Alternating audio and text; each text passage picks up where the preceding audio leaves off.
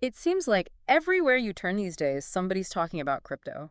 Oh, yeah. I mean, it's Elon Musk tweeting about Dogecoin one day, Right. and then some digital art sells for like $1 bajillion the next. Yeah. I mean, it's easy to dismiss it all as hype and greed, but It should there's be. something much, much bigger happening here, Absolutely. and that's blockchain technology. Yeah.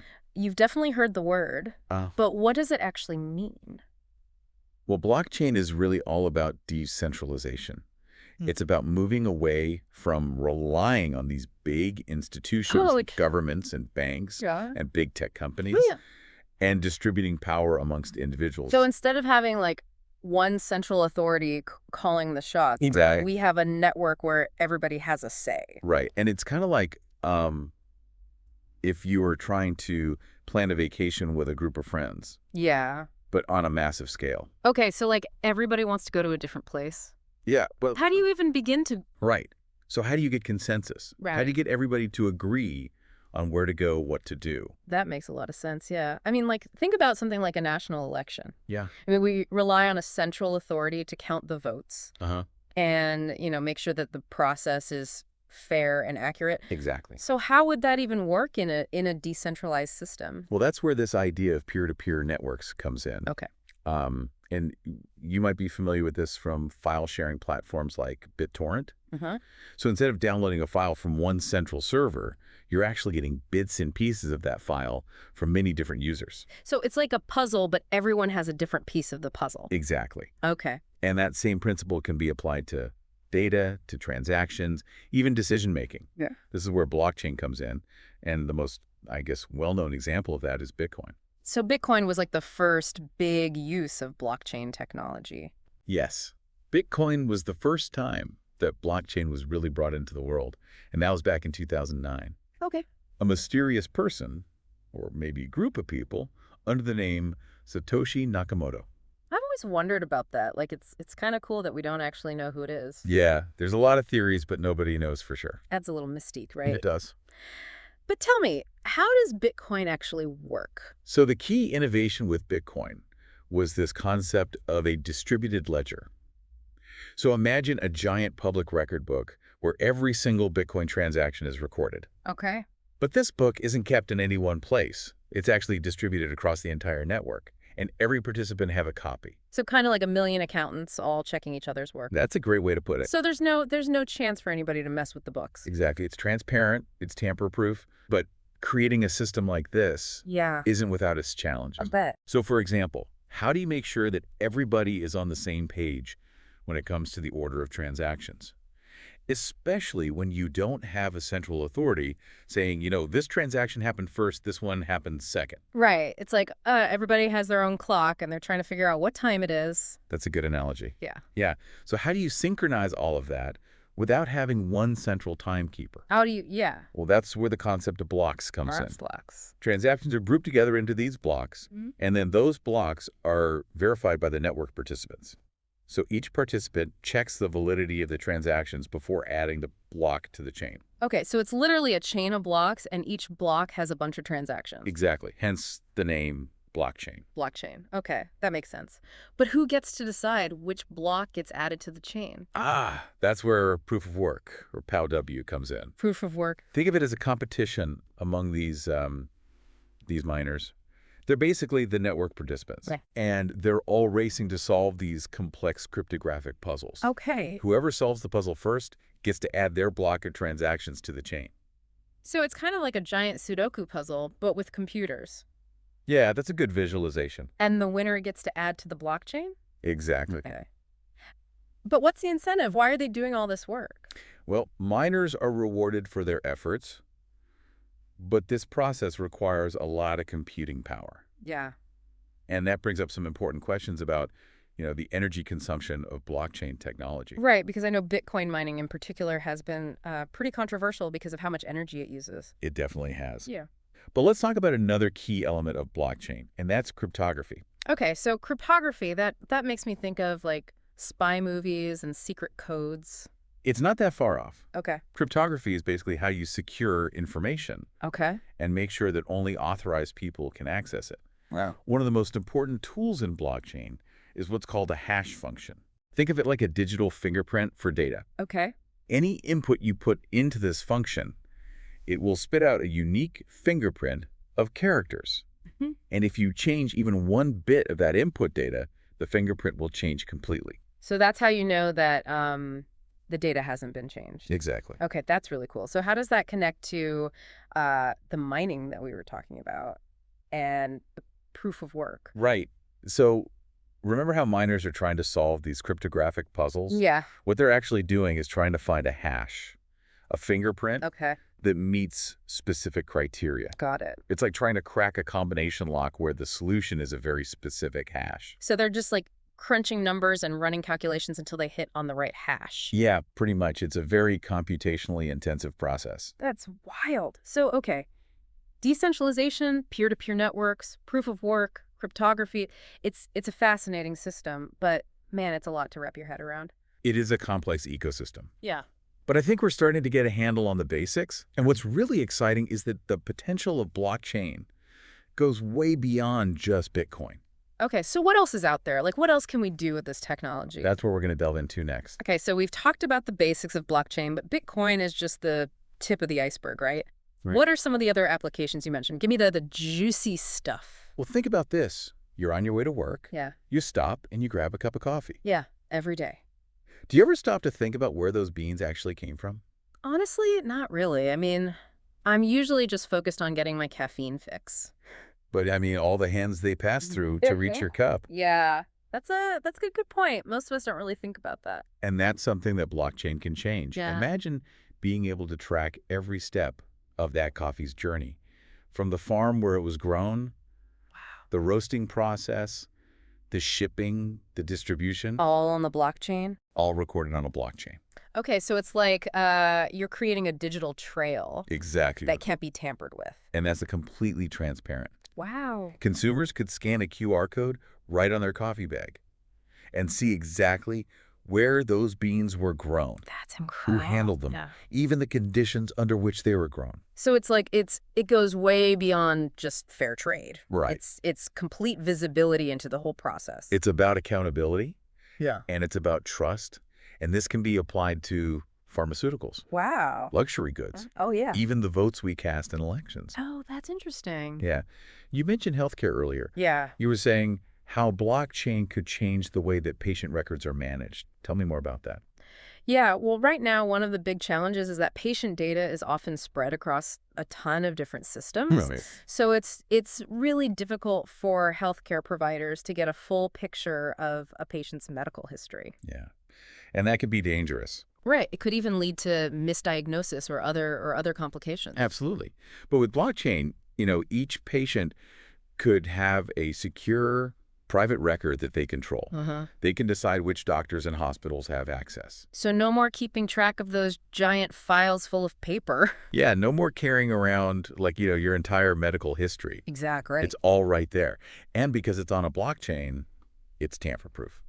It's auditable. Which could reduce those medical errors and even insurance fraud. Absolutely. I mean, we were talking about voting earlier. Yeah. I've heard some talk about blockchain voting. How would that actually work? Well, picture this.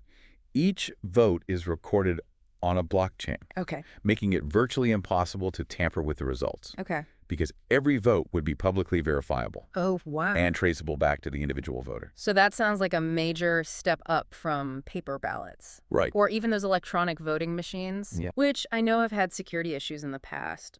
But are there any concerns that a blockchain voting system could be manipulated in some way?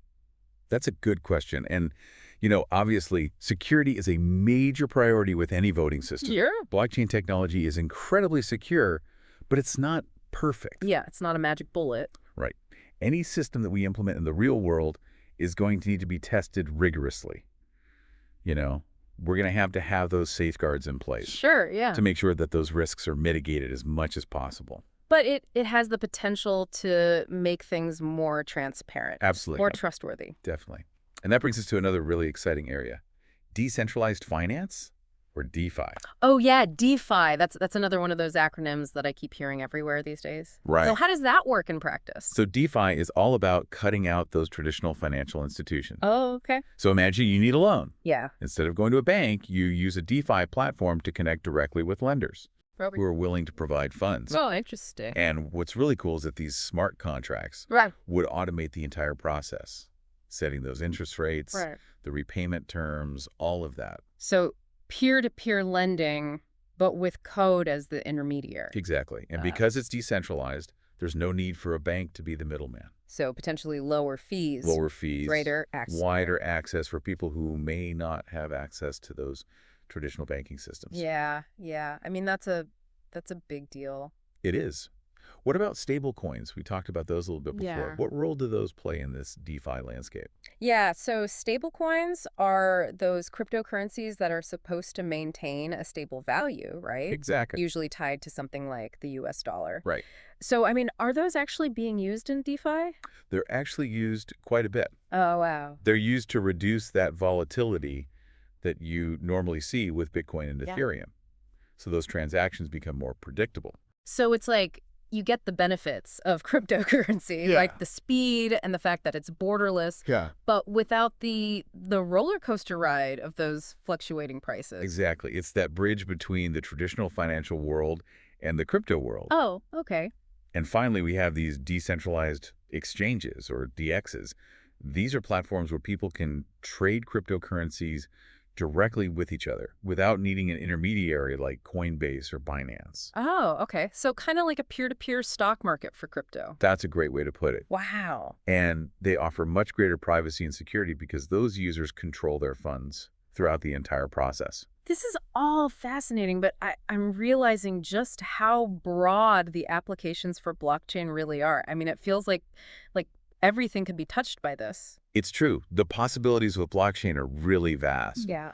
which I think is both exciting and a little bit daunting. Yeah. But it's important to remember that blockchain is still a relatively young technology. We're still figuring out how to harness its power. And overcome those challenges that you mentioned before. Right. I mean, we talk about energy consumption being a big one, Yeah. especially with proof of work. Yeah. What are some of the other hurdles facing blockchain? Right. Well, besides energy consumption, scalability is another big one. Okay. As these blockchain networks grow larger, it becomes harder to process those transactions Quickly and efficiently? quickly and efficiently. Okay. So we need to find ways to make the networks more efficient, Right. handle those larger volumes. Uh-huh. And then there's the whole question of regulation. Oh, right. How are governments around the world going to deal with this new technology? With cryptocurrency? Yeah, because it does challenge those existing systems. It does. And finally, we need to talk about user-friendliness. Okay. If we really want blockchain to reach its full potential, it needs to be accessible to everyone, not just tech people. So it needs to be easier to use Easier to use, more intuitive. so that anyone can interact with it. Yeah. And the good news is Okay. there are tons of developers working on this problem right now. Yeah. And we're seeing a lot of progress. So blockchain. Yeah. Clearly, it's a technology with huge potential. It is. It has these challenges. Mm-hmm. But what does it all mean for society? That's a great question. What are the bigger implications of this shift towards decentralization? That's a question we're going to tackle as we move into the final part of our deep dive. All right, so we've spent a lot of time talking about how blockchain works, all the nuts and bolts, the challenges, the potential. I Yeah. mean, we've seen that it's got applications across tons of different industries, Uh-huh. but now I think it's time to step back a bit Okay. and look at the bigger picture. Like, Yeah. what does this shift towards decentralization really mean for society? I mean, this is more than just a tech thing, right? It really is. I mean, blockchain, when you really get down to it, it's all about power. Right. Like who has it? Yeah. Who controls it? I mean, for centuries, we've relied on these big institutions to run things for us. Like the governments, the banks. The big corporations. Right, right. And they manage our data, our money. Our identities even. Right. So blockchain is offering a different way. It's offering an alternative. Okay. A way to create these systems that are more transparent, Okay. more accountable, Yeah. and even more resilient. But that sounds pretty idealistic. Yeah. I mean, can we really picture a world without these big players? It's not necessarily about getting rid of them completely. Okay. It's more about giving individuals more control, Okay. more choices about how they interact with these systems. So it's really about individual empowerment. That's a huge part of it. Yeah. Yeah. I mean, imagine a world where you actually own your data, Okay. your medical records, your financial history. You decide who gets to see it, Not some big corporation. right? Not a company, not the government. I mean, that is a pretty radical shift. It is. I gotta admit, it's kind of exciting to think about. It's exciting. And it goes beyond just, individual people. Oh. Blockchain can also help communities come together, Oh, okay. build things together In new ways. in new ways. I Yeah. mean, have you heard of DAOs? Oh, yeah. DAOs? Decentralized autonomous organizations. At least a mouthful. It is. But basically, they're organizations that are governed by code Okay. instead of this traditional, top-down structure. So there's not a CEO or a board of directors making decisions. Right. It's like the organization runs itself. I mean, it kind of sounds like something out of a sci-fi movie, It does a little bit. but I can see how that would be really empowering, Yeah, especially for communities that haven't had a lot of power in the past. that's right. They can have more control over, over their own destinies. But I mean, we can't forget about the downsides, right? I mean, we talked about the energy, The regulations. user friendliness. All those things still need to be figured out. Yeah, we can't get too carried away. Yeah. We need to be thoughtful about how we use this technology. Be realistic. Yeah. Look at the potential benefits, but also the risks. Okay, so for our listeners, like, what should they take away from all of this? I would say stay curious. Okay. Keep learning about blockchain. Yeah. Ask questions. Yeah. Have conversations. Because like it or not, this technology is going to have a huge impact on all of our lives. And if we're informed, Yeah. then we're more prepared. Exactly. We can be part of the conversation. And help shape how it develops. Absolutely. So blockchain is changing things like finance and supply chains, Mm-hmm. healthcare, voting. I mean, what else? Right. What other parts of our lives could it revolutionize? What are you most excited about? For me, what's really exciting is the possibility of a more just world. Okay. A world that's fairer, more equitable, where power is more evenly distributed, Okay. where everyone has a voice. Yeah. And those voices can be heard. That's a great vision. Well, I think that brings our deep dive into blockchain to a close. Yeah, But like you said, this is just the beginning of the conversation. it really is. This technology is still evolving, but it's clear that the future is becoming increasingly decentralized. It is. Thanks for joining us on the deep dive. Thanks for having me.